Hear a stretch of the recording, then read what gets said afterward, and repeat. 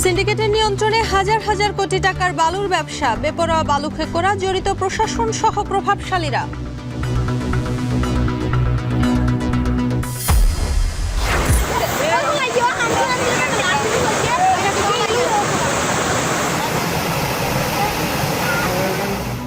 বৃষ্টি ও উজানের ঢলে ফেনীর মুহুরী নদীর বাঁধের 2 স্থানে ভাঙন, ফুলগাজী সদর বাজার সহ 5টি গ্রাম প্লাবিত।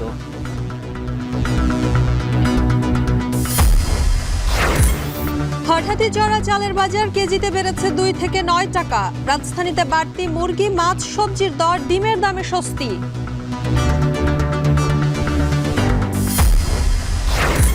করোনা পরীক্ষার কিট সংকটে দেশের অনেক স্থানে চিকিৎসা ব্যাহত, বেহাল আইসিইউ ইউনিটে বাড়ছে আতঙ্ক।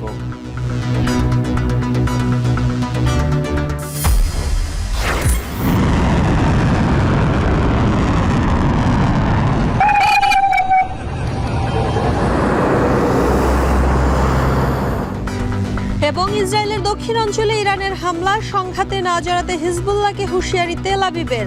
আজই জেনেভায় 3 দেশের সঙ্গে তেহরানের বৈঠক।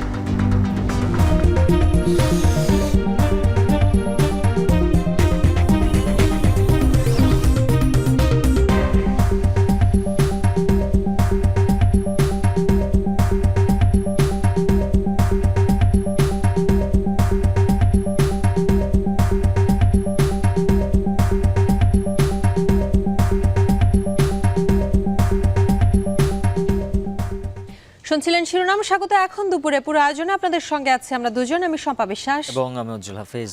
সম্পদ সিন্ডিকেটের হাতে নিয়ন্ত্রিত হচ্ছে হাজার হাজার কোটি টাকার বালুর ব্যবসা। প্রশাসন, পুলিশ এবং শুরু করে রাজনৈতিক প্রভাবশালী ব্যক্তিরাই নিয়ন্ত্রণ করছে এই বালুর মহল সিন্ডিকেট। তাই বালুকে সবাই হোয়াইট গোল্ড নামেই চেনে। এবং এই অপরাধের সঙ্গে যারা জড়িত তারা কিন্তু অনেক সময় হত্যাসহ নানান অপরাধমূলক কাজ করে থাকে এই ব্যবসা টিকিয়ে রাখার জন্য। এ নিয়ে আমাদের হাতে একটি প্রতিবেদন রয়েছে, সহকর্মী সানি মির্ধার, আমরা দেখে আসবো সেটি।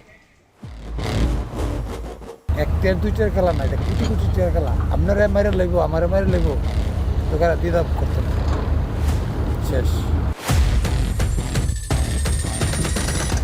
দুচোখ যেদিকে শুধু বালু আর বালু। এটি ঢাকার অদূরে শীতলক্ষ্যা পাড়ের দৃশ্য, যেখানে চলছে অবৈধ বালুর রমরমা ব্যবসা।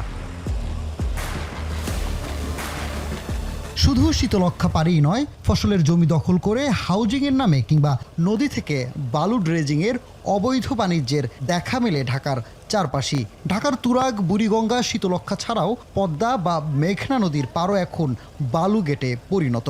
আইন না মেনে বালু জমা করে বিক্রি যেন স্বাভাবিক ঘটনা, আর এসবের নিয়ন্ত্রণ ক্ষমতাসীন ব্যবসায়ীদের হাতে, যাদের কাছে আইনের প্রয়োগ যেন নিছক একটি শব্দ মাত্র। এই ভালো নদীতে কাইটাই না এনে ভোট আছে, ওদিকে নিয়ে ফেলায় না, এটা তো পুলিশের পয়সা পয়সা যার যার প্লট হে পড়ছে, চেয়ারম্যানের টাকা দিব, চেয়ারম্যানে ভরে দিছি। জায়গা কার? তোমার মাথায় বসছে 3 লাখ টাকা 2 লাখ 80 হাজার করে দিবা। সরকারি জায়গা দখল করে বালুর বাণিজ্য পুরোপুরি অবৈধ সত্ত্বেও পুরোদমই চলছে জায়গা দখল করে এমন দুর্বৃত্তায়ন। বালু ড্রেজিংয়ের ফলে নষ্ট হচ্ছে গ্যাস, বিদ্যুৎ, পানি নিষ্কাশন লাইনের মতো প্রয়োজনীয় পরিষেবাও। তবে এসব নিয়ে অভিযোগ বা মুখ খুলতে নারাজ ভুক্তভোগীরা। রাতের অন্ধকারে বেকু দিয়ে কাজ করে, কোনো লোক আসে না, শুধু বেকুর ড্রাইভার থাকে আর বা বল গেটের লোক থাকে, আর কোনো লোক সামনে ফেস হয় না। সব জায়গার যে পরিস্থিতি এখন, বললে ঝামেলা, এটা কিছু বললে ঝামেলা, এটা কিছু বললে ঝামেলা, এটা কিছু বললে ঝামেলা, বাড়ির মধ্যে হামলা করবো, এটা করবো, এটা করবো। আপনারা দেখছেন যে কিভাবে ড্রেজারের মাধ্যমে বালু দিয়ে জমি ভরাট করা হচ্ছে। এখানকার আশপাশে কয়েকশো একর জমিতেই দেখা মেলে একই চিত্র। তবে কিভাবে এত এত বালু উত্তোলন হচ্ছে, কতটা আইন মেনে উত্তোলন হচ্ছে, তার সঠিক কোনো জবাব আমরা এখানে এসে পাইনি। তবে এতটুকু বলা যায় যে এত এত বালু উত্তোলনের ফলে নদীর মৎস্য সম্পদ থেকে শুরু করে হুমকির মুখে পড়ছে নানা সম্পদ। একই সাথে বৃদ্ধি পাচ্ছে নদী ভাঙনও। আমরা জানতে চাই কিভাবে এর প্রতিরোধ করা সম্ভব, কারা এত এত বালু উত্তোলন করছে আর কতটা আইন মেনে উত্তোলন করা হচ্ছে। বালুমহল ও মাটি ব্যবস্থাপনা আইন 2010-এ বলা আছে পরিবেশ অক্ষুণ্ণ রেখে বালু তুলতে হবে। শুধু তাই না, সরকারি স্থাপনা, সড়ক, রেললাইন, সেতু, কালভার্টের 1 কিলোমিটারের মধ্যে বালু ড্রেজিংয়ে নিষেধাজ্ঞা আছে। তবে এসব আইন মানছেন না ইজারাদাররা। বাংলাদেশের লোক আপনি বোঝেন না, তাহলে তো সবই হয়। আমি যদি 10 লাখ টাকা কামাই, তাহলে আমি যদি মনে করি যে দেখা গেছে 6 লাখ টাকা সরাই দিই, 4 লাখ টাকা রাই, তো মানুষের অভাব পড়তো না। বছরে যখন বালি ভরাট হয়েছে তখন মেঘনা নদী থেকে শীতলক্ষাতে উড়াইছে। আপনারা যারা বালুর যারা ব্যবসা করে, না ওনারা তো সবসময় আসে না, ওই হয়তো বা মাঝে মধ্যে আসলে দেখলো পকেটের কি অবস্থা, বালু ফেলানো রাখবে কিনা। প্রতিদিনই দেশের বিভিন্ন স্থানে অবৈধভাবে কোটি কোটি টাকার বালু উত্তোলন হচ্ছে বিক্রির জন্য। এ নিয়ে এখন টিভির সাথে কথা হয় একজন বালু উত্তোলকের সাথে। তার দেওয়া তথ্যে স্পষ্ট হয় এই নিয়ম বহির্ভূত বালু তোলার বিষয়টি, যার সাথে জড়িত প্রশাসনের কর্তা ব্যক্তি সহ রাজনৈতিক প্রভাবশালীরাও। এদিকে আইনম্যান এটা মানে না, অনেক ক্ষমতা পাইছেন আপনি, ক্ষমতার বল দেয় কাটতেছে। কোটি কোটি টাকার খেলা, 1 টাকা 2 টাকার খেলা না, এটা কোটি কোটি টাকার খেলা। আপনারা মারে লইব, আমারে মারে লইব, তো দ্বিধা করতে না। কত পরিমাণে বালু জমা হয় বলতে এই বালুমহল নিয়ে আমাদের কাছে অসংখ্য অভিযোগ জানিয়েছে দেশের বিভিন্ন প্রান্তের ভুক্তভোগীরা। শুধু রাজধানী নয়, এর বাইরেও সৌন্দর্যের অপরূপ ভূমি সিলেট, সুনামগঞ্জ, হবিগঞ্জ ও মৌলভীবাজার সহ বিভাগের 8 জেলায় 89টি বালুমহল থাকলেও ইজারাযোগ্য রয়েছে 54টি। তার মধ্যে পরিবেশ সংকটাপন্ন এলাকা হিসেবে স্থায়ী 2টি সহ মামলা জটিলতায় ইজারা বন্ধ হয়েছে 34টি বালুমহল। কিন্তু কাগজে কলমে বন্ধ থাকলেও থেমে নেই বালু উত্তোলন। পরিবেশ প্রতিবেশ ধ্বংস করে নিয়মিত এসব স্থান থেকে অবৈধ উপায়ে চলছে বালু উত্তোলন। সানি মৃধা, এখন, ঢাকা। বালুমহলের সব অপরাধমূলক কর্মকাণ্ড নিয়ে বিস্তারিত দেখতে আজ রাত 10টায় চোখ রাখুন এখন টিভির পর্দায়। ইরান ইসরায়েল সংঘাতের খবর জানাতে চাই। ইরানের পারমাণবিক স্থাপনা ধসিয়ে দিতে যুক্তরাষ্ট্রের সবুজ সংকেতের জন্য অপেক্ষা করবে না ইসরায়েল, এমন হুমকি দিয়েছেন দেশটির প্রধানমন্ত্রী বেনিয়ামিন নেতানিয়াহু। আর তেহরান বলছে এই সংঘাতে যুক্তরাষ্ট্র যোগ দিলে নরকে পরিণত হবে পুরো অঞ্চল। এবং উজ্জ্বল, সেই সাথে ইরানের হুমকিতে কাতারের ঘাঁটি থেকে সরে যাচ্ছে যুক্তরাষ্ট্র। কূটনৈতিকভাবে সংঘাত বন্ধে আজই তেহরানের সাথে আলোচনায় বসতে যাচ্ছে যুক্তরাজ্য এবং ইউরোপীয় ইউনিয়ন। এ নিয়ে আমাদের হাতে প্রতিবেদন রয়েছে সহকর্মী নুসরাত কামালের, আমরা দেখে আসবো সেটি। রাতভর হামলা পাল্টা হামলার মধ্য দিয়ে দ্বিতীয় সপ্তাহে গড়ালো ইরান ইসরায়েল সংঘাত। বৃহস্পতিবার রাতভর 60টির বেশি যুদ্ধবিমান দিয়ে ইরানের রাজধানীতেই 120 বার হামলা চালায় ইসরায়েল। সামরিক ক্ষেপণাস্ত্র উৎপাদন ও পারমাণবিক গবেষণা কেন্দ্র সহ বিভিন্ন স্থাপনা আর অবকাঠামো লক্ষ্য করে হামলা চলে তেহরান, ইস্পাহান সহ দেশটির 16টি প্রদেশে। অন্যদিকে শুক্রবারও ইসরায়েলের দক্ষিণাঞ্চলে ক্ষেপণাস্ত্র আক্রমণ চালিয়েছে ইরান। বলা হচ্ছে হতাহত তেমন না হলেও ব্যাপক ক্ষয়ক্ষতি হয়েছে বিপুল সংখ্যক ভবনের। এমন পরিস্থিতিতে ইরানকে থামাতে সরাসরি হামলার কথা ভাবছে যুক্তরাষ্ট্র। তবে তার আগে কূটনৈতিক প্রচেষ্টার মাধ্যমে সংঘাত বন্ধে 2 সপ্তাহের সময় বেঁধে দিয়েছেন মার্কিন প্রেসিডেন্ট ডোনাল্ড ট্রাম্প, জানিয়েছে হোয়াইট হাউস। প্রতিক্রিয়ায় ব্রিটিশ সংবাদ মাধ্যম বিবিসিকে দেয়া সাক্ষাৎকারে ইরানের উপপররাষ্ট্রমন্ত্রী সাইদ খতিবজাদের হুঁশিয়ারি, ইরান আক্রমণে ইসরায়েলের সাথে যুক্তরাষ্ট্র যোগ দিলে তা পুরো মধ্যপ্রাচ্যকে নারকীয় পরিস্থিতির দিকে ঠেলে দেবে। তিনি বলেন, এটি যুক্তরাষ্ট্রের যুদ্ধ নয়, তাও এ যুদ্ধে জড়ালে ইতিহাসের খলনায়ক হয়ে উঠবেন ট্রাম্প। ইরানের হুমকিতে এরই মধ্যে কাতারের একটি বড় মার্কিন ঘাঁটি থেকে হারকিউলিস C-130 সহ 40টির বেশি সামরিক বিমান সরিয়ে নিয়েছে পেন্টাগন। স্যাটেলাইট ছবিতে উঠে এসেছে আল উদাইদ ঘাঁটিতে পড়ে আছে মাত্র 3টি বিমান, যে সংখ্যা চলতি মাসের শুরুতেও ছিল অর্ধশতাধিক।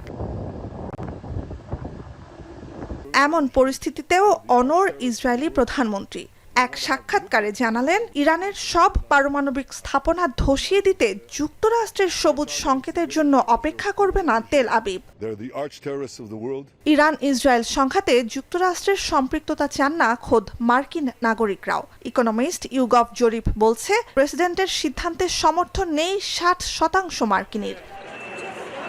এদিকে ইসরায়েলের সাথে সংঘাত তীব্র হতে থাকার মধ্যেই যুক্তরাষ্ট্রের সাথে সরাসরি আলোচনায় যুক্ত হয়েছে ইরান। নাম প্রকাশে অনিচ্ছুক কূটনীতিকদের বরাত দিয়ে বার্তা সংস্থা রয়টার্স জানায়, ইতোমধ্যে বেশ কয়েকবার মার্কিন বিশেষ দূত স্টিভ উইটকফের সাথে ফোনালাপ হয়েছে ইরানের পররাষ্ট্রমন্ত্রী আব্বাস আরাকচির। কূটনৈতিকভাবে সংঘাত বন্ধে শুক্রবারই সুইজারল্যান্ডের জেনেভায় ইরানের সাথে আলোচনায় বসতে যাচ্ছে যুক্তরাজ্য ও ইউরোপীয় ইউনিয়ন। শনিবার তুরস্কের ইস্তাম্বুলে মুসলিম দেশগুলোর জোট ওআইসির সাথেও বৈঠক করবেন ইরানের পররাষ্ট্রমন্ত্রী। নুজহাত কামাল, এখন বিশ্ব। ইরানের আগ্রাসনের প্রতিবাদে রাজু ভাস্কর্যের সামনে সহ বায়তুল মোকাররমে বিক্ষোভ করছেন সাধারণ শিক্ষার্থী সহ বিভিন্ন শ্রেণী পেশার মানুষ। সেই খবর রাখছেন আমাদের সহকর্মীরা। রাজু ভাস্কর্যের সামনে আছেন সহকর্মী তৌহিদুল তারেক এবং সেই সাথে বায়তুল মোকাররমের সামনে আছেন সহকর্মী সানি মৃধা। আমরা চলে যাব তাদের কাছে। শুরুতেই যাচ্ছি সানি মৃধার কাছে। সানি, জানাবেন বিক্ষোভকারীরা কি বলছেন এবং তারা কতক্ষণ পর্যন্ত এই কর্মসূচি পালন করবেন?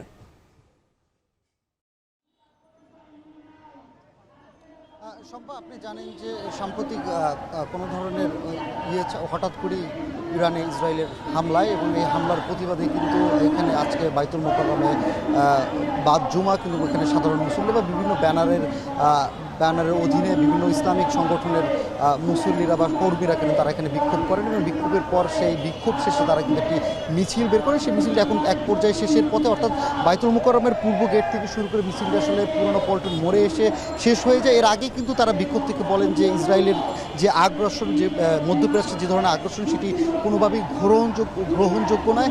এর প্রতিবাদে কিন্তু তারা বিভিন্ন মুসলিম বিশ্বের উপরে কিন্তু তারা আহ্বান জানান যে সবাই একত্র হয়ে এই যে তাদের আগ্রাসন এটি রুখে দেওয়ার আহ্বান জানান। তারা বলেন যে ইসরায়েল ইরানের পাশাপাশি কিন্তু ফিলিস্তিনেও হামলা চালাচ্ছে এবং সেই হামলার প্রতিবাদে কিন্তু আপনি জানেন, সেই হামলার প্রতিবাদে কিন্তু প্রায় অনেক দীর্ঘদিন ধরে বাংলাদেশে বিক্ষোভ করে আসছে বিভিন্ন। একই সাথে এই আবার নতুন করে ইরানে হামলার যে প্রতিবাদে কিন্তু তারা কিন্তু আবারও সেই প্রতিবাদ শুরু করেছে এবং তারা বলছে যে যতদিন পর্যন্ত এই ধরনের ইসরায়েল আগ্রাসন না চালাবে ততদিন পর্যন্ত কিন্তু তাদের যে প্রতিবাদ বিক্ষোভ সেটি চলতে থাকবে। একই সাথে ইসরায়েলকে আসলে যে কোনো ধরনের তাদের পণ্য বা সব কিছু বয়কটের আহ্বান জানান এবং বিশ্বের যত মুসলিম রাষ্ট্র রয়েছে এবং ইসলামিক রাষ্ট্র রয়েছে তাদেরকে ঐক্যবদ্ধ হয়ে ইসলাম রাষ্ট্রগুলোকে ঐক্যবদ্ধ হওয়ার আহ্বান জানিয়েছেন এই বিক্ষোভ সমাবেশ থেকে। তারা দাবি জানিয়েছে তারা যেন এই ইসরায়েলের আগ্রাসন রুখে দেওয়ার সর্বোচ্চ চেষ্টা করে এবং তারা যেন রুখে দেওয়ার চেষ্টা করে। একই সাথে তারা বলছেন যে এই ইসরায়েল যে ধরনের আগ্রাসন মধ্যপ্রাচ্যে চালাচ্ছে এর উস্কানি দিচ্ছে যুক্তরাষ্ট্র বলে তারা দাবি করছেন এবং তারা বলছেন যে যুক্তরাষ্ট্র ইসরায়েলে যত পণ্য আছে তারা আসলে বাংলাদেশ থেকে বয়কট করতে চান। একই সাথে আমরা এখানে বিক্ষোভ থেকে যতটুকু জানতে পারলাম যে এখানে শুধুমাত্র এই ইসরায়েলের যে আগ্রাসন যেভাবে চলছে এরকম চলতে থাকলে মধ্যপ্রাচ্যে আরও বড় ধরনের মুসলিম অস্তিত্ব শঙ্কার মধ্যে পড়বে বলে তারা শঙ্কা প্রকাশ করেছেন এবং তারা বলছেন যে দ্রুতই এই ধরনের যুদ্ধ বা এই ধরনের যে হামলার এগুলো বন্ধ হওয়া উচিত।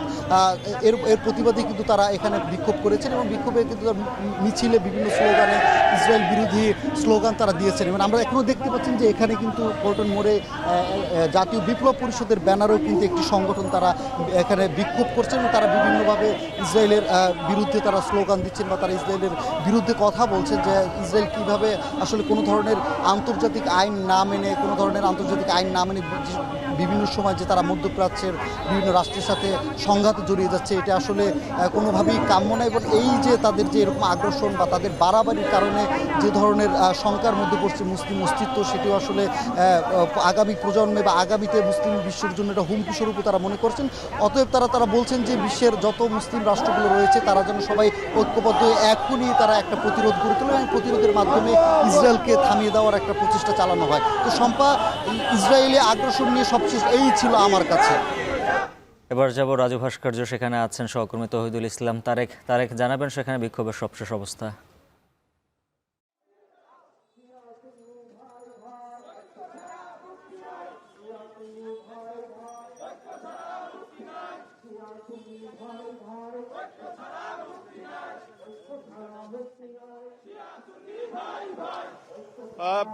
আপনারা দেখতে পাচ্ছেন যে এখানে যে ইরানে ইসরায়েলের যে আগ্রাসন সেই আগ্রাসনের প্রতিবাদে কিন্তু এখানে ঢাকা বিশ্ববিদ্যালয়ের যে কেন্দ্রীয় মসজিদ রয়েছে সেখানে জুমার নামাজের পর সাধারণ শিক্ষার্থী এবং একই সাথে সাধারণ জনগণ কিন্তু এর প্রতিবাদে একটি ঐক্য মিছিল এখানে করছে, যে মিছিলটি মসজিদ প্রাঙ্গণ থেকে শুরু হয়ে কলা ভবন হয়ে এই মুহূর্তে ঢাকা বিশ্ববিদ্যালয়ের যে সড়ক রয়েছে সেই সড়ক দিয়ে কিন্তু রাজু ভাস্কর্যের দিকে এগিয়ে যাচ্ছে। আপনাদেরকে যদি আমার পেছনের দিকে আপনারা দেখতে পাচ্ছেন যে এখানে যে যারা আন্দোলনকারী রয়েছেন বা যারা প্রতিবাদ জানাচ্ছেন তারা কিন্তু ক্ষণে ক্ষণে ইসরায়েলের যে হামলা ইরানে সেই হামলার প্রতিবাদ জানাচ্ছেন। নানা ধরনের ব্যানার ফেস্টুন নিয়ে তারা উপস্থিত হয়েছেন, ইরানের পতাকা তারা বহন করছেন এবং একই সাথে তারা কিন্তু মুসলিম বিশ্বের যে ঐক্য সে ঐক্যের ডাক কিন্তু এখান থেকে দিচ্ছেন। তারা বলছেন যে এই মুহূর্তে পৃথিবীতে ইসরায়েল এবং যুক্তরাষ্ট্রের যে হামলার পরিকল্পনা সেই হামলার পরিকল্পনার লড়তে কিন্তু মুসলিম বিশ্বকে এক হতে হবে, সেই আহ্বানের ডাক কিন্তু তারা দিচ্ছেন। তারা বলছেন যে শিয়া এবং সুন্নি তাদেরকে এক হতে হবে এবং একই সাথে নানা স্লোগানের মাধ্যমে তারা সেই আগ্রাসনের প্রতিবাদ জানাচ্ছেন। তারা জাতিসংঘের কাছে প্রশ্ন রাখছেন যে আসলে কোন আইন কিংবা কোন অধিকারের মাধ্যমে ইসরায়েল ইরানে হামলা চালাতে পেরেছে এবং এই হামলার বিপক্ষে বা বিরুদ্ধে জাতিসংঘের কোনো পদক্ষেপ নেই কেন, সেই প্রশ্ন কিন্তু তারা এখানে রাখছেন। আপনারা জানেন যে গেল সপ্তাহে ইসরায়েল ইরানে অতর্কিত হামলা চালায় বিনা উস্কানিতে। যে হামলার পর আসলে আন্তর্জাতিক মহল নড়ে চড়ে বসে। এরপর থেকেই কিন্তু ইরানও এর পাল্টা হামলা জবাব দিয়ে যাচ্ছে এবং এরই প্রেক্ষিতে বিশ্বের বেশ কয়েকটি মুসলিম দেশ কিন্তু এর প্রতিবাদ জানিয়েছে এবং একই সাথে এরই অংশ হিসেবে বাংলাদেশেও কিন্তু নানা জায়গায় বিক্ষোভ মিছিল করা হচ্ছে এবং ঢাকা বিশ্ববিদ্যালয়ের আজকে জুমার নামাজের পর কিন্তু এই প্রতিবাদ কিন্তু তারা জানাচ্ছে। এই ছিল আমার কাছে সর্বশেষ। আপনারা দেখতে পাচ্ছেন যে এই মিছিলটি এই মুহূর্তে রাজু ভাস্কর্যের দিকে অগ্রসর হচ্ছে। পরবর্তীতে আমরা আরো আপডেট আপনাদের জানাবো। ইরানে ইসরায়েলি আগ্রাসনের প্রতিবাদে চলছিল বিক্ষোভ সমাবেশ, সেই খবর জানাচ্ছিলেন সহকর্মীরা। কয়েকদিনের ভারী বৃষ্টিপাত ও উজানের ঢলে ফেনীর ফুলগাজী এবং পরশুরামে মুহুরী নদীর দুটি স্থানে বাঁধ ভেঙে লোকালয়ে পানি ঢুকেছে। প্লাবিত হয়েছে 5 গ্রাম। 2024-এর স্মরণকালের ভয়াবহ বন্যার পর বছর না পেরোতেই আবারও বাঁধ ভাঙার ঘটনায় পানি উন্নয়ন বোর্ডের দায়সারা কাজকে দুষছেন স্থানীয়রা। আরও জানাচ্ছেন সোলাইমান ডালিম। স্থানীয়রা প্রাণপণ চেষ্টা করেও ঠেকাতে পারেনি ভাঙন। উজানের ঢল ও টানা বর্ষণে ফেনীর ফুলগাজী উপজেলার সদর ইউনিয়নের উত্তর বড়ইয়া বণিকপাড়া এলাকায় ভেঙে গেছে মুহুরী নদীর বাঁধ। এতে ধীরে ধীরে প্লাবিত হচ্ছে উত্তর বড়ইয়া, দক্ষিণ বড়ইয়া, বণিকপাড়া ও বসন্তপুর এলাকা। এছাড়া বৃহস্পতিবার সন্ধ্যা থেকে মুহুরী নদীর পানি ঢুকে ফুলগাজী তরকারি বাজারের একটি অংশ প্লাবিত হয়, তবে পরে নেমে গেছে পানি। অপরদিকে পরশুরামের সুবার বাজার এলাকায়ও নদী বাঁধে ভাঙন দেখা দেয়। এতে প্লাবিত হয়েছে ওই এলাকার বিস্তীর্ণ ফসলি জমি। প্রতি বছর দায়সারা বাঁধ মেরামত ও নদী সংস্কার না করার কারণেই এমন হচ্ছে অভিযোগ স্থানীয়দের। তবে পানি উন্নয়ন বোর্ড বলছে ভিন্ন কথা। তাদের দাবি, নদীর প্রস্থ কম হওয়ায় চাপ সামাল দিতে না পারায় দেখা দেয় ভাঙন। এক্ষেত্রে অনিয়মের বিষয়টি ভিত্তিহীন বলে দাবি তাদের। ব্যারিবারটা ভাঙতে লাগছিল, তখন আমরা সবাই প্রায় 2 ঘন্টা অনেক চেষ্টা করেছি ব্যারিবারটা রক্ষার জন্য, আমরা রক্ষা করতে পারিনি। এটার যে নাব্যতা সেটা একদম কমে গিয়েছে এবং নদীর যে জায়গাটা শুরু হয়ে গেছে, যে কারণে পানির যে জায়গা পর্যাপ্ত প্রবাহের সেটুকু না হওয়ার কারণে পানি কিন্তু উপচে পড়ে। আমাদের 4 লক্ষ টাকার মুরগির ফার্ম চলে গেছে, এর সাথে বাড়িও চলে গেছে, বহুত ক্ষতিগ্রস্ত হয়েছে। মাঠে দিছিল কিন্তু গতটা রক্ষা করতে পারে নাই, মানুষের জন্য গতের ভিতরে ডুবে গেছে। আমাদের বাড়িঘর পানি উঠে গেছে। ভারত থেকে পরশুরামের নিষ্কালিকাপুর যে পয়েন্টে প্রবেশ করছে সেখানে নদীর গড়প্রস্থ 100 মিটার, কিন্তু ফুলগাজীতে নদীর গড়প্রস্থ 40 থেকে 45 মিটার। আমরা এখানে ফুলগাজী অংশে নদীর গড়প্রস্থ 100 মিটার পর্যন্ত যখন বৃদ্ধি করব, আমরা আশা করতেছি 100 মিটার বৃদ্ধি করার পর আর এই ধরনের ভাঙন হবে না। জনপদ প্লাবিত হলেও মুহুরী নদীর পানি এখনো বিপদসীমার নিচে রয়েছে। এখন ফেনীর বন্যা পরিস্থিতির খবর জানাতে এই মুহূর্তে যুক্ত হচ্ছেন সহকর্মী সোলাইমান ডালিম। ডালিম, বাঁধের ভাঙা অংশের মেরামতের কাজ শুরু হয়েছে কিনা বিস্তারিত জানাবেন।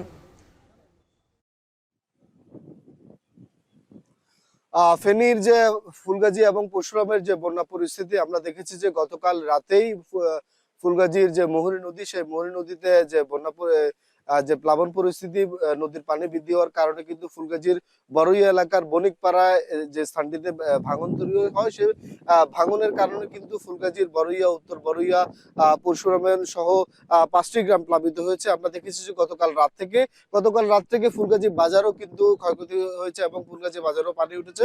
যদিও সকাল নাগাদ ফুলগাজী বাজার থেকে পানি নেমে যায়, কিন্তু ফুলগাজী এবং পরশুরামের সকাল থেকে যে 5টি গ্রাম প্লাবিত হয়েছে, আমরা দেখেছি যে নদীর পানি ধীরে ধীরে কমেছে এবং বিপদসীমা থেকে প্রায় 100 সেন্টিমিটার নিচ দিয়ে নদীর পানি প্রবাহিত হচ্ছে। অপরদিকে লোকালয়গুলোতে পানি ঢুকেছে।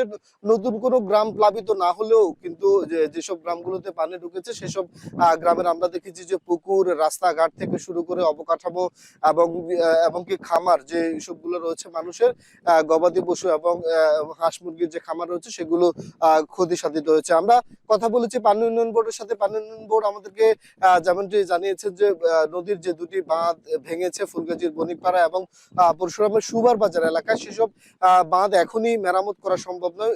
যে পানি যখন কমবে বর্ষা মৌসুমের পরে সেসব বাঁধ মেরামত করা সম্ভব হবে বলে তারা মনে করছেন। আমরা দেখছি যে এখন আমরা যে স্থানটিতে দাঁড়িয়েছি এটি হচ্ছে যে ফুলগাজীর বড়ইয়া এলাকার বণিকপাড়ার একটি রাস্তা। দেখতে পাচ্ছি যে এই এলাকা রয়েছে, এই এলাকার প্রায় শতাধিক পুকুরের মাছ কিন্তু ভেসে গেছে। একদমই ফসলি মাঠে পুকুরের মাছগুলো চলে এসছে, যার ফলশ্রুতিতে যারা ক্ষতিগ্রস্ত হয়েছেন, যাদের মাছ ভেসে গেছে, তারা কিন্তু এই যে রাস্তা এবং ফসলি মাঠে জাল পেতেছেন মাছ শিকারের জন্য।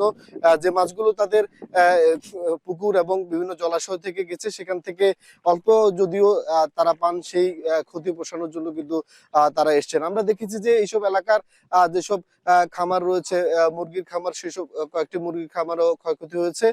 সব মিলিয়ে আমরা দেখেছি যে কিছু ঘরবাড়িতেও পানি ঢুকেছে এবং গর্গীয়স্থির যে ক্ষতি সেটি আমরা দেখেছি। কথা বলেছি আমরা স্থানীয়দের সাথে। স্থানীয়রা আমাদেরকে যেমনটি জানিয়েছেন যে প্রতি বছরই বর্ষা এলে এই বন্যা ভাঙে, বন্যার যে বাঁধ ভাঙে, যেটি পানি উন্নয়ন বোর্ডের দায়সারা কাজকে তারা দায়ী করছেন। তো এ ছিল ফেনীর বণিকপাড়া থেকে আমাদের কাছে ফেনীর প্লাবন পরিস্থিতির খবরের সর্বশেষ। ফেনী থেকে বন্যা পরিস্থিতির খবর জানাচ্ছিলেন সহকর্মী সোলাইমান ডালিম। এবারে জানাবো বাজার পরিস্থিতির খবর। দেশের বাজারে হঠাৎ বেড়ে গেছে চালের দাম। 1 সপ্তাহের ব্যবধানে ধরনভেদে প্রতি কেজি চালের দাম 2 থেকে 9 টাকা পর্যন্ত বেড়েছে। চালের পাশাপাশি বেড়েছে সোনালী মুরগি, তবে স্থিতিশীল আছে ব্রয়লার মুরগির দর। এদিকে রাজধানীর বাজারে কেজিতে 10 টাকা পর্যন্ত বেড়েছে সবজির দর, আর মাছের দামও বাড়তি। আরও জানাচ্ছেন আসিফ ইকবাল খান। গত মাসের শুরুতেই বাজারে উঠতে শুরু করে বোরো ধানের চাল, আর তাতেই ঈদের আগে স্বস্তি ফিরেছিল বাজারে। তবে চলতি সপ্তাহে এসে হঠাৎ করেই বাড়তে শুরু করেছে চালের বাজার। গত 1 সপ্তাহে চিকন চালের দাম কেজিতে 4 থেকে 9 টাকা বেড়েছে, আর মোটা ও মাঝারি চাল কেজিতে বেড়েছে 2 থেকে 3 টাকা। বাজারে প্রতি কেজি মিনিকেট চাল 70 থেকে 80 টাকা, নাজিরশাইল 75 থেকে 86 টাকা ও 28, 56 থেকে 58 টাকায় বিক্রি হচ্ছে। বিক্রেতারা বলছেন বোরো ধানের দাম হঠাৎ করে বেড়ে যাওয়ায় এর সরাসরি প্রভাব পড়েছে চালের বাজারে। সামনে চালের দাম আরও বাড়তে পারে বলেও শঙ্কা তাদের। আর ক্রেতারা বলছেন একদিকে আয়ের চাপ, অন্যদিকে প্রতিদিনের নিত্য প্রয়োজনীয় এই পণ্যের দাম বৃদ্ধিতে তাদের নাভিশ্বাস উঠেছে। মিনিকেট চাল এখন হলো সিজন, এখন এরা বস্তায় বাড়াইছে 300 টাকা, এখন এই বাজারে বাড়ছে আরও মনে করেন 150 টাকা 100 টাকা, এটা মনে করেন অযৌক্তিকভাবে বাড়াইছে। আমাদের প্রতি সপ্তাহে আমাদের যে বাজেট আছে সেই বাজেটে প্রতি সপ্তাহে অ্যাড হচ্ছে টাকা। একটা অজুহাতের শেষ নাই। বাজারে বেড়েছে সোনালী মুরগির দাম। কোরবানির ঈদের পরপর ক্রেতা কম থাকায় বেশ কয়েকদিন অনেকটা কম দামে মুরগি বিক্রি হলেও শুক্রবার ছুটির দিন প্রতি কেজি সোনালী মুরগির দাম রাখা হয় 280 থেকে 320 টাকা। তবে ব্রয়লার মুরগির দাম বাড়েনি। প্রতি কেজি ব্রয়লার মুরগি বিক্রি হয় 150 থেকে 160 টাকায়। সোনালির দাম বাড়তি, আমদানি কম আর চাহিদা বেশি, এই জন্য দাম বাড়তে। কি করা যাবে, বাজারে তো অ্যাডজাস্ট করা যায়, লিমিটেড ইনকামের দ্বারা এটা অ্যাডজাস্ট করা সম্ভব না। এদিকে স্বস্তি নেই শাকসবজি আর মাছের বাজারেও। গত সপ্তাহে শাকসবজির দাম কিছুটা কম থাকলেও এ সপ্তাহে এসে দেখা গেছে প্রত্যেক ধরনের সবজিতেই কেজিতে বেড়েছে প্রায় 10 টাকা পর্যন্ত। আর নানা অজুহাতে বেড়েছে মাছের দামও। গেছে সপ্তাহ তো মনে হয় মানুষ কম ছিল, এই সপ্তাহ সবাই ঢাকা আসছে, মাংস আর কত খাবে, খানার পরে মাছের মনে হয় চাহিদার একটু বাড়তি। গত সপ্তাহে যে মাল বেচছে আপনার 30 টাকা 40 টাকা, এই মাল আজকে 70 টাকা 80 টাকা। না আজকে একটু দাম বেশি আমি দেখতেছি, কারণ আমি 2-3 দিন আগে আসছিলাম, তখন অনেক কম ছিল। এদিকে বাজারে অপরিবর্তিত রয়েছে গরু ও খাসির মাংসের দাম, বিক্রি হচ্ছে আগের দামেই। আসিফ ইকবাল খান, এখন, ঢাকা। করোনা ভাইরাসের চিকিৎসা নিয়ে শঙ্কায় রয়েছেন টাঙ্গাইলবাসী। পরীক্ষা না হওয়া শনাক্ত সম্ভব হচ্ছে না নতুন রোগী, পাশাপাশি দীর্ঘদিন ধরে বন্ধ আইসিইউ আর কিট সংকটে বিপাকে চিকিৎসা ব্যবস্থা। উজ্জ্বল, এমন পরিস্থিতিতে জনস্বাস্থ্য বিশেষজ্ঞ যারা আছেন তারা বলছেন এভাবে চলতে থাকলে ভয়াবহ রূপ নিতে পারে করোনা। এ নিয়ে আমাদের হাতে একটি প্রতিবেদন রয়েছে সহকর্মী কাউসার আহমেদের, আমরা দেখে আসবো সেটি। দেশে ফের করোনা সংক্রমণ বাড়লেও টাঙ্গাইলে করোনা পরীক্ষার জন্য নেই প্রয়োজনীয় কিট, ফলে জ্বর, ঠান্ডা বা শ্বাসকষ্ট নিয়ে আসা রোগীরা পাচ্ছেন না প্রয়োজনীয় সেবা। টাঙ্গাইল জেনারেল হাসপাতালে 2021 সালে চালু হওয়া 10 বেডের আইসিইউ ইউনিট জনবল সংকটে বন্ধ 3 বছর ধরে। অব্যবহৃত অবস্থায় পড়ে আছে চিকিৎসা সরঞ্জাম। টাঙ্গাইল মেডিকেল এবং জেনারেল হাসপাতালের সহযোগিতায় পুনরায় আইসিইউ ইউনিটটি চালুর উদ্যোগ নিয়েছে স্বাস্থ্য বিভাগ। তবে দুটি হাসপাতালের মধ্যবর্তী যে ট্রমা সেন্টারে আইসিইউ ইউনিট চালু করা হবে সেটিরও বেহাল অবস্থা। এতে চিকিৎসা সেবা নিয়ে শঙ্কায় সাধারণ মানুষ। আইসিইউ বন্ধ, কিন্তু এটা আমি চাই যে আইসিইউটা এটা চালু করুন। করোনায় কেউ আক্রান্ত হয়ে গেলে আমরা জানতেই পারবো না, কিটের অভাবে, যেহেতু কিট নাই। চিকিৎসার কোনো ব্যবস্থাপনা নাই, আলাদা বেড বা আলাদা কক্ষ নাই, প্লাস আইসিইউ সেন্টারগুলো নাই। এই করোনা যেন আগের মতো মহামারী আকার ধারণ করতে না পারে, এই জন্য পরীক্ষা নিরীক্ষার ব্যবস্থা করে প্রয়োজনীয় চিকিৎসা ব্যবস্থা নিশ্চিত করা। করোনা পরীক্ষার কিট না থাকায় রোগী শনাক্ত করা সম্ভব হচ্ছে না বলে জানান এই কর্মকর্তা। ট্রমা সেন্টারে একটা আইসোলেশন ইউনিট আছে, সেটাকে আমরা ব্যবহার করব যদি সেরকম প্রয়োজন হয়, এবং একটা আইসিইউ আছে, এটা এখনও হ্যান্ডওভার হবে, সেই ইয়েতে আছে। জেলা স্বাস্থ্য বিভাগ বলছে প্রায় 19,000 কিটের চাহিদার পাশাপাশি উপজেলা পর্যায়ে 5টি করে করোনা বেড প্রস্তুতের নির্দেশনা দেওয়া হয়েছে।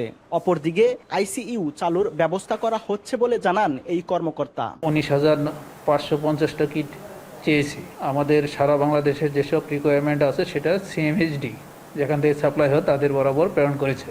যদি ওরকম সিচুয়েশন হয় তাহলে আইসিইউ ওয়ার্ডগুলি করোনার জন্য ডেডিকেটেড করা হবে।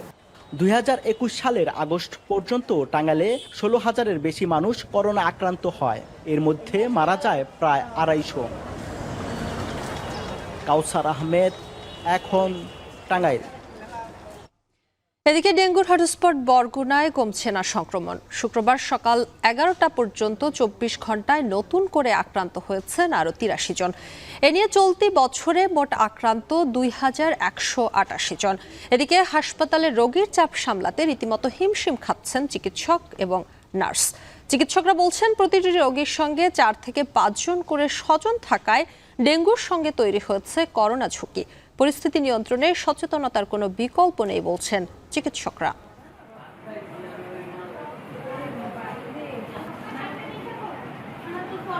কক্সবাজারের উখিয়া ও টেকনাফের 33 আশ্রয় শিবিরে এখন অবস্থান করছে 12 লক্ষাধিক রোহিঙ্গা। জন্মহার ও অব্যাহত অনুপ্রবেশে বাড়ছে জনসংখ্যার চাপ আর কমছে আন্তর্জাতিক সহায়তা। রাখাইনের নতুন বাস্তবতা আরও জটিল করে তুলছে প্রত্যাবাসনের পথ। এমন প্রেক্ষাপটে বাংলাদেশ জোর দিচ্ছে আন্তর্জাতিক দায়বদ্ধতা ও যৌথ উদ্যোগের উপর। বিশ্ব শরণার্থী দিবসে নিয়ে আরও জানাচ্ছেন মন্তোষ বেদজ্ঞ। বিশ্ব শরণার্থী দিবসে নতুন করে আলোচনায় রোহিঙ্গা সংকট। কক্সবাজারের ক্যাম্পগুলোয় 12 লক্ষাধিক রোহিঙ্গার বসবাস। প্রতিদিন বাড়ছে জন্মহার, সীমান্ত পেরিয়ে রোহিঙ্গাদের অনুপ্রবেশও অব্যাহত। অন্যদিকে আশঙ্কাজনকভাবে কমে এসেছে আন্তর্জাতিক সহায়তা, ফলে চাপে থাকা বাংলাদেশ সরকারের দুশ্চিন্তা বাড়ছে। প্রত্যাবাসনই এখন একমাত্র টেকসই সমাধান, এমনটাই বলছে বাংলাদেশ। কিন্তু মিয়ানমারের রাখাইন রাজ্যে নতুন করে তৈরি হওয়া গোলযোগ, বিশেষ করে আরাকান আর্মির উত্থান পুরো প্রক্রিয়াকেই করে তুলেছে অনিশ্চিত ও জটিল। আমরা এককভাবে বাংলাদেশ বলতে পারি না যে এতদিনের মধ্যে এটা করে ফেলব, যেহেতু সমাধানটা আমাদের হাতে এককভাবে নেই। কিন্তু আমরা তো খুব আশাবাদী। আমরা বিশ্বাস করি যারা এর সাথে সম্পর্কিত অন্যান্য যে অংশীজন আছেন তাদের শুভ বুদ্ধির উদয় হবে। এই সমস্যা তাদের সমাধান করা উচিত, নতুবা কেউ ভালো থাকবে না। বাংলাদেশের ঘাড়ে 12-13 লক্ষ রোহিঙ্গা চাপিয়ে দিয়ে অন্যরা সুখে থাকবেন, এটা আশা করা মানে বোকামি হবে। বাংলাদেশ বলছে এই সংকটের জন্ম মিয়ানমারে, তাই সমাধানের দায়ও তাদের। এককভাবে কোনো দেশ এই বোঝা বইতে পারে না উল্লেখ করে সরকারের শরণার্থী, ত্রাণ ও পুনর্বাসন কমিশনার বলছেন, সংকট সমাধানে দরকার আঞ্চলিক ও আন্তর্জাতিক অংশীদারদের সক্রিয় ও আন্তরিক ভূমিকা। সবচেয়ে বড় দায়িত্ব হচ্ছে এখন আরাকান আর্মির। তাদের এই সমস্যা সমাধানের জন্য তাদেরকে খোলা মনে বাংলাদেশের কাছে আসা উচিত, এবং বাংলাদেশও আমি বিশ্বাস করি যেহেতু আমাদের নেইবার প্রতিবেশী, আমরা চাই প্রতিবেশী ভালো থাকলে আমরাও ভালো থাকব, বাংলাদেশও সহযোগিতা করবে। সেজন্য মিয়ানমার গভর্নমেন্ট এবং রাখাইনে যারা রয়েছেন তারা যদি এগিয়ে আসেন, আমি বিশ্বাস করি এই সমস্যার সমাধান হবে। রোহিঙ্গা সংকট একটি বৈশ্বিক দায়, তাই বিশেষজ্ঞরা বলছেন মিয়ানমারের সদিচ্ছা, আঞ্চলিক ঐক্য আর আন্তর্জাতিক সম্প্রদায়ের সক্রিয় অংশগ্রহণই পারে এই দীর্ঘস্থায়ী শরণার্থী সংকটের টেকসই সমাধান দিতে। এখন কক্সবাজার। রোহিঙ্গাদের নিরাপদ, মর্যাদাপূর্ণ এবং স্বেচ্ছা প্রত্যাবাসনের জন্য মিয়ানমারকে জোরালো কূটনৈতিক চাপ প্রয়োগে অন্তর্বর্তী সরকারের প্রতি আহ্বান জানিয়েছেন বিএনপির ভারপ্রাপ্ত চেয়ারম্যান তারেক রহমান। বিশ্ব শরণার্থী দিবসে এক ফেসবুক পোস্টে তিনি এ মন্তব্য করেন। তারেক রহমান বলেন, বাংলাদেশ এই বাস্তুচ্যুত জনগোষ্ঠীর জন্য মানবিক প্রতিশ্রুতি পালন করে আসলেও এর ভার এখন আর সহনীয় পর্যায়ে নেই। কক্সবাজারে 14 লাখ রোহিঙ্গা বিশ্বের অন্যতম গভীর সংকট বলে মন্তব্য করেন তিনি। রোহিঙ্গা সংকট সমাধানে সব পক্ষের কার্যকরী পদক্ষেপ নজরদারি করতে আন্তর্জাতিক সম্প্রদায়ের প্রতি আহ্বান জানান তারেক রহমান। তিনি আরও লেখেন, বাংলাদেশের জন্য শরণার্থী সংকট শুধু বৈশ্বিক ইস্যু নয়, বরং ভুক্তভোগী বাস্তবতা। রোহিঙ্গাদের নিজ ভূমিতে ফিরে যাওয়ার জন্য শান্তিপূর্ণ এবং ন্যায়ভিত্তিক ব্যবস্থা গড়ে তোলার প্রত্যয় জানান বিএনপির ভারপ্রাপ্ত চেয়ারম্যান।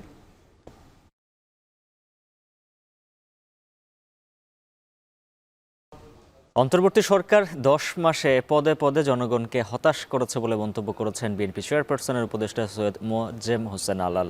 সকালে জাতীয় প্রেস ক্লাবে অপরাজেয় বাংলাদেশ আয়োজিত যুব সমাবেশে মন্তব্য করেন তিনি। কেউ কেউ নির্বাচনের কথা বললে গোস্বা করে উল্লেখ করে তিনি আরও বলেন, ভোটের অধিকার প্রতিষ্ঠার জন্যই নির্বাচন প্রয়োজন। এ সময় সরকারের আওয়ামী দোসরদের পুনর্বাসন করার চেষ্টা করছে অভিযোগ করে আলাল বলেন, প্রশাসনের বিভিন্ন পর্যায় থেকে ফ্যাসিবাদের দোসরদের অপসারণ না করলে বিএনপি তাদের তালিকা প্রকাশ করবে। হতাশ করেছেন মানুষকে পদে পদে। জিনিসপত্রের দাম কমে নাই, গ্যাসের সংকট অনেক বেশি হয়েছে, বিদ্যুতের লোডশেডিং বেড়েছে, পানি সরবরাহ আগের মতো অত সুন্দর পরিচ্ছন্ন নেই, বর্জ্য ব্যবস্থাপনায় আপনারা ত্রুটি করেছেন, ডেঙ্গু রোগ এবং করোনা, চিকুনগুনিয়া ব্যাপক আকারে ছড়িয়ে পড়ছে। কোথায় আপনার স্বাস্থ্য উপদেষ্টা? 24-এর গণ অভ্যুত্থানে ক্ষুদ্র নৃগোষ্ঠীর ভূমিকা থাকলেও তাদের অধিকার নিশ্চিতে এখনো অনীহা রয়ে গেছে বলে মন্তব্য করেছেন টিআইবির নির্বাহী পরিচালক ডক্টর ইফতেখারুজ্জামান। সকালে বাংলাদেশ সাম্প্রতিক পার্বত্য চট্টগ্রাম পরিস্থিতি এবং পার্বত্য চুক্তি যথাযথ বাস্তবায়নে করণীয় শীর্ষক আদিবাসী ফোরামের আলোচনা সভায় তিনি কথা বলেন। এ সময় তিনি আরো বলেন, পার্বত্য অঞ্চলের শান্তি প্রতিষ্ঠায় আরো উদ্যোগী হতে হবে। আলোচনায় ভূমি বিরোধ, নিরাপত্তাহীনতা এবং উচ্ছেদ সমস্যার সমাধানে কার্যকর ভূমিকা নেওয়ার দাবি জানান ক্ষুদ্র নৃগোষ্ঠীর নেতারা। শিগগিরই অন্তর্বর্তী সরকারকে পার্বত্য চুক্তি বাস্তবায়নের পদরেখা প্রণয়ন করার দাবি জানান আলোচকরা। পার্বত্য চুক্তি বাস্তবায়নের পথরেখা বা অন্ততপক্ষে কিছু কিছু মৌলিক ক্ষেত্রগুলোতে বৈষম্যমুক্ত আদিবাসী সমান অধিকার ভিত্তিক একটা সমাজ প্রতিষ্ঠার ক্ষেত্রে কোনো সুনির্দিষ্ট পদক্ষেপ বা কৌশল তারা প্রণয়ন করবে। আদিবাসীদের সাংবিধানিক স্বীকৃতি নিয়ে যতটুকু সম্ভব চেষ্টা করা হয়েছে, কিন্তু সেটা সফল হয়নি। সংবিধান সংস্কার কমিশন তাদের সুপারিশের মধ্যে সেটা রাখতে পারেনি। প্রতিদিন দেরিতে অফিসে আসায় ব্রাহ্মণবাড়িয়ার পৌরসভার সকল কর্মকর্তা কর্মচারীকে শোকজ করা হয়েছে। গত বুধবার শোকজ করা হলে পরে বিষয়টি জানাজানি হয়। আগামী 3 কর্মদিবসের মধ্যে শোকজের জবাব দিতে বলা হয়েছে।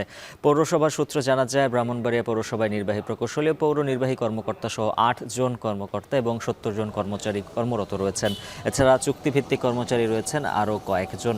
তবে এসব কর্মকর্তা কর্মচারীরা প্রায় প্রতিদিন এই অফিসে দেরিতে যান বলে অভিযোগ রয়েছে। এতে পৌর ভবনে গিয়ে ভোগান্তিতে পড়তে হয় সেবা প্রত্যাশীদের। এ নিয়ে কয়েকজন ভুক্তভোগী পৌর প্রশাসকের কাছে অভিযোগ জানান। পরে অভিযোগের সত্যতা পেয়ে সকল কর্মকর্তা কর্মচারীদের শোকজ করেন পৌর প্রশাসক। আসলে যথাসময়ে উপস্থিত কাউকে আমি পাইনি, এ কারণে আমি এটা শোকজ দিয়েছি এবং আগামী 3 দিনের মধ্যে তাদেরকে জবাব দেওয়ার জন্য আমি নির্দেশ দিয়েছি এবং সে প্রেক্ষিতে কারোর জবাব যদি সন্তোষজনক না হয় সেক্ষেত্রে আমরা আইনগত ব্যবস্থা নিব। শেষ করবো এখন দুপুর। তবে যাবার আগে শিরোনামগুলো জানিয়ে দেব আরো একবার। সিন্ডিকেটের নিয়ন্ত্রণে হাজার হাজার কোটি টাকার বালুর ব্যবসা, বেপরোয়া বালু খেয়ে করা জড়িত প্রশাসন সহ প্রভাবশালীরা।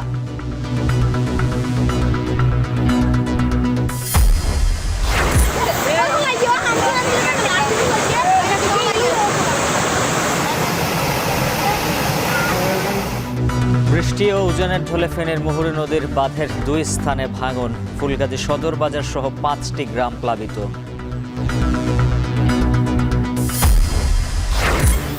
হঠাৎই চড়া চালের বাজার, কেজিতে বেড়েছে 2 থেকে 9 টাকা। রাজধানীতে বাড়তি মুরগি, মাছ, সবজির দর, ডিমের দামে স্বস্তি।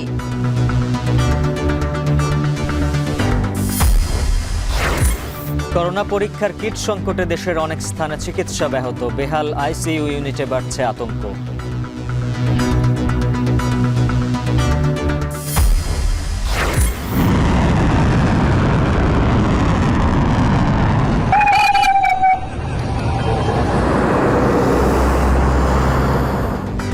ইসরায়েলের দক্ষিণ অঞ্চলে ইরানের হামলা, সংঘাতে না জড়াতে হিজবুল্লাহকে হুঁশিয়ারি তেল আবিবের। ঢাকায় ইসরায়েল বিরোধী বিক্ষোভ।